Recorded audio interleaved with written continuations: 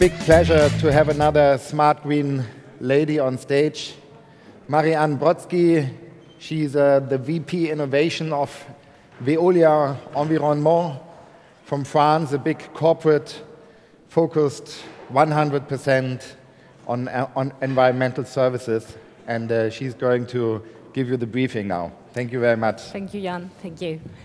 Thank you to all of you for being there. I know it's a difficult exercise with the sun outside, so thank you for being there. So the idea today was to present you a little bit what driving innovation in environmental services mean, and what does it mean in terms of putting the different stakeholders and players together. So a couple of words about Veolia first. Veolia is not exactly a tiny startup. We've been around for quite a long time, 150 years. So Cleantech has been in our DNA since a very long time. We are a service company, and the fact that we are more than 200,000 people on the global base, and we have a revenue of 30 billion euros. When we talk about environmental services in Veolia, it's about water management, so managing the global water cycle, production of drinking water to distribution of water. It's waste management, so from waste collection to waste treatment and recovery. And it's energy management and energy efficiency. So today, in order to try to move forward innovation in environmental services, who are the different stakeholders trying to move things forward? It's obvious that you have, I would say, the traditional players who are constantly reinventing themselves in the field. It's what we've been doing ourselves for a long time. You have the entrepreneurs community, and you also have specific new entrants on this market, who are all the information and communication technology companies, who have bringing at the current time all their intelligence to try to manage also resources in a smarter way. I think one element which is very important to underline, it's not the question of opposing the different communities, of saying, well, innovation will come from the big corporates or from the entrepreneurs, but the key element is really how can we work together in order to foster and accelerate innovation. Because if we want to tap into all the opportunities of the market now, it's really the way we're going to put this expertise together, which is a key element. So if we look at what could be the next frontiers or where the breakthroughs are going to happen, it's really at the boundaries between disciplines. So it's the case when you're mixing, for instance, biotechnologies and environmental technologies. It's about what advanced materials are going to bring in terms of efficiency to manage resources. It can go from the kind of materials you use in the pipe to distribute water to the efficiency of the materials per se. It's obvious for nanotechnologies. Give an example in the water field. Nanotechnologies embark in water desalination can allow us and can allow the global community to really move to a direction of less energy consumed to produce drinking water. And of course, you always have the information and communication technology as a big element to change and accelerate the pace of change. So one thing about Cleantech is when we say clean technologies, there's a technological bias to things. One point which has been mentioned during the last 2 days, it's not only about technologies, it's really also about the kind of business models which are going to come with the technology. It's about also new ways of financing. For instance, we talk a lot today about, you have two kinds of players. You have the venture capital community on one side, and you have the private equity community on the other side for a big infrastructure project. The next frontier is going to be, why don't we jump directly into, for instance, developing and financing a big wastewater treatment plant, which is going to be energy neutral, and jump directly to a new way of financing this kind of infrastructure. When I say business models, is when we tap into, for instance, the web, the resources of the web community, which is going to develop applications in order, for instance, to facilitate the monitoring of a transportation path. The question is, how do you make money out of it? So it's also about the kind of, when we say business models, it's about the kind of expectation municipal governments are going to have. It's about the way you're going to expand the kind of offers the clients are expecting, both from a local government perspective and commercial clients perspective. And I will emphasize also the last element. We used to be in a B2B community, and things are really changing now in the sense that it's more becoming sort of B2B for C approach. Consumers being more and more involved, consumers because you're a consumer and you're a citizen. So for instance, if I develop, if I, as an individual, reduce my production of waste, I would do it I would be more incentivized to do it if, for instance, I can earn a couple of points doing that sort of stuff. Recycle Bank is a startup which has developed a concept under which, when I reduce my individual production of waste, I can earn a certain number of miles to get that. And the question being now, once you say, well, you have entrepreneurs, you have corporates, you have the financial community, you have the local governments, commercial clients, and the citizens involved, where are we going to play? And I think this point is really an important one in the sense that the action we're having as Cleantech stakeholders is going to be exercised not only on cities, but it's really about territories. Territories of tomorrow, we're going to need to model them, to plan them, and be able to manage them in a modular way. And what we call modeling is, for instance, when you look, if you look, for instance, at what you have in complex systems. Complex systems, when you study the body, if you change or act on one part of the body, all the other functions could be modified. You can apply in math exactly the same kind of reasoning that in two territories and cities, in the sense that if, for instance, I'm influencing the way I'm going to produce and distribute energy in a city, this impacts X, Y, Z, buildings, hospitals. It's the same thing for all the utilities we'll have in a city. It's the same thing for transportation.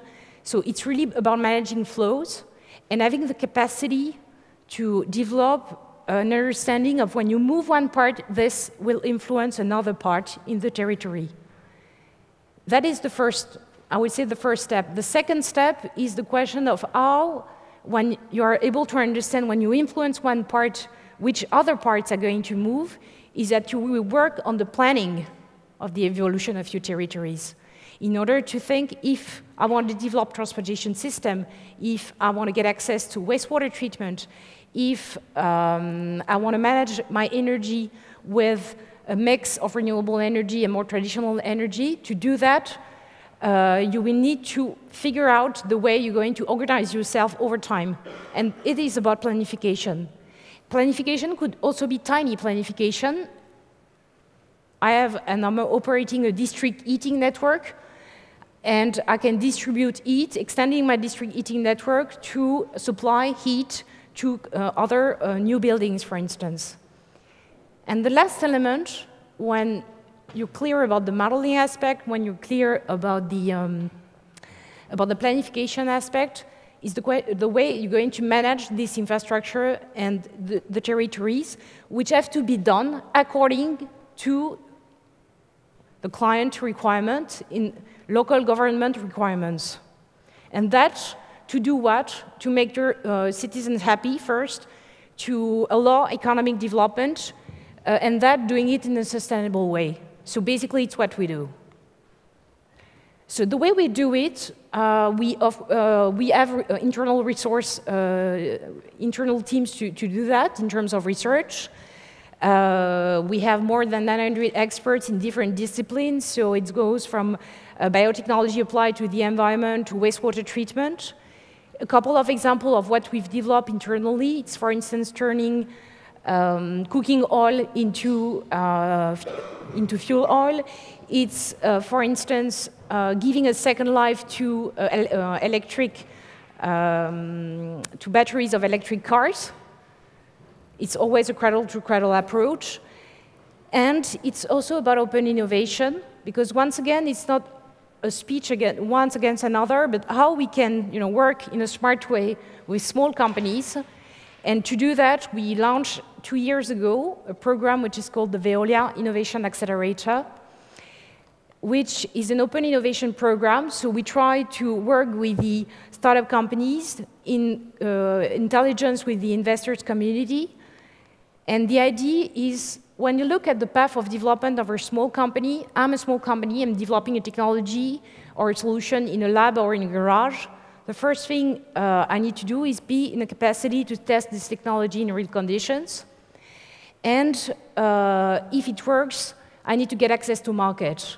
And I mean, all the startups which are operating here know how difficult it could be to get this access to market. So what we're doing, we have developed that program to develop operational partnerships with young companies, going along these young companies at these different stages. So basically, facilitating and trying to accelerate the access to market and accelerating the deployment of clean technologies. So this is the spirit of the program.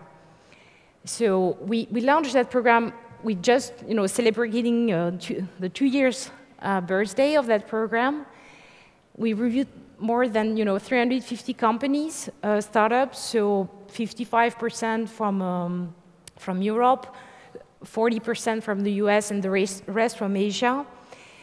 And to give a couple of examples, I think the entrepreneurs say it the best way. So I've put the quote from Envolure, which is a French startup companies with whom we're partnering with.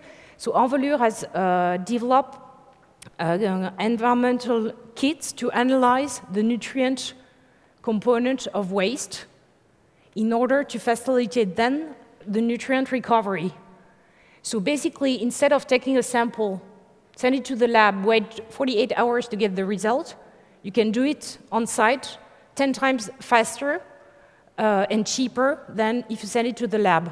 So we basically work with Envolure to do that, and the research keeps on expanding.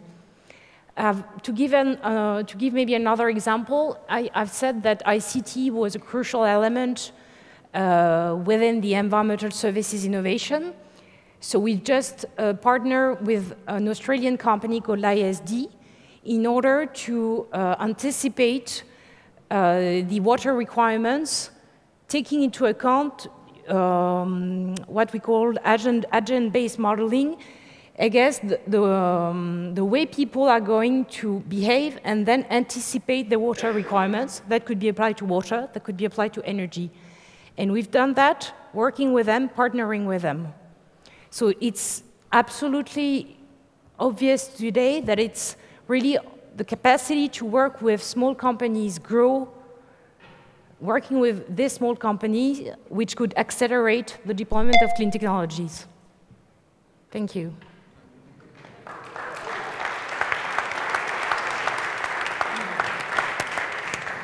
Thank you very much, Marianne. Do you have a question for her regarding the Veolia Accelerator?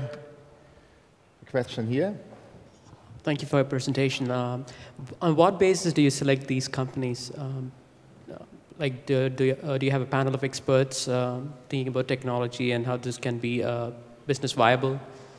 So the way we do it, actually, we have scouting requirements. I guess we know that we have requirements in the different business areas of what we do.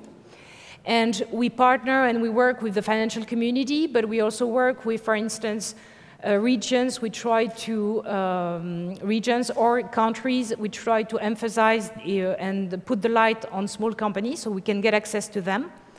And in order to facilitate the contact, we put together a one entry point in the company through a web portal, which is called via.veolia.com.